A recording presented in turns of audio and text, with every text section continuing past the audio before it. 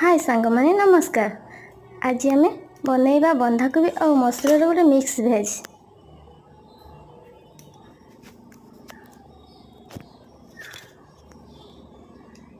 से आम बंधाकोबी बैगण आलू टमाटो पियाज एवं मसुर को रखी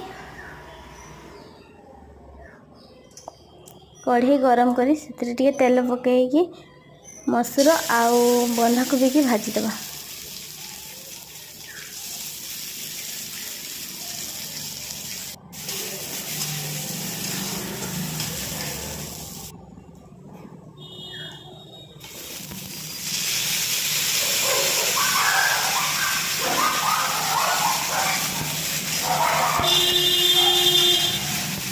सब परिवा को पकई सारा लुण हल्दी पकई गोले ढांकुणा ढंकई दबा।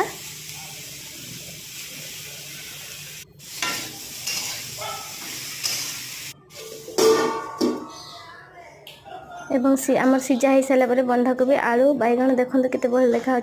कढ़ई गरम करी से अल्प किसी तेल पकई अल्प जीरा एवं गोटे गोटा कंचा लंका पकई टिके भाजी नबा।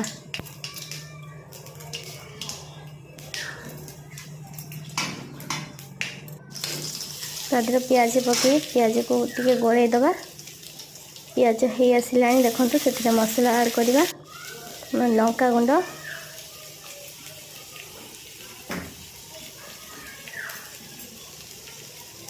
हल्दी गुंड लुण स्वाद अनुजाई लुण पकई ताकू किसी समय गले दबा।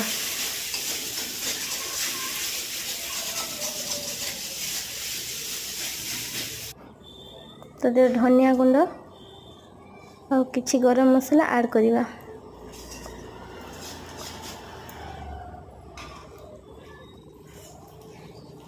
देखो आम मसला टी हो आसला टमाटो को ऐड करवा।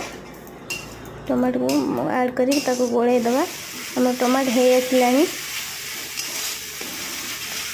तापर पूर्वर सिझेकी रखि बंधाकोबी आलू मसुर को तादेह ऐड करवा।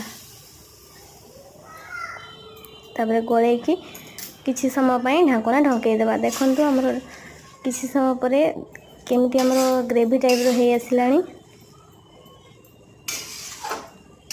बंधाकोबी मसुरटी आपण मानकु केमिति लागुची कमेंट रे जणैबे। आ एको रुटी रो खाई हबो एवं भात रो खाई हबो। प्लीज लाइक शेयर सब्सक्राइब करिवे।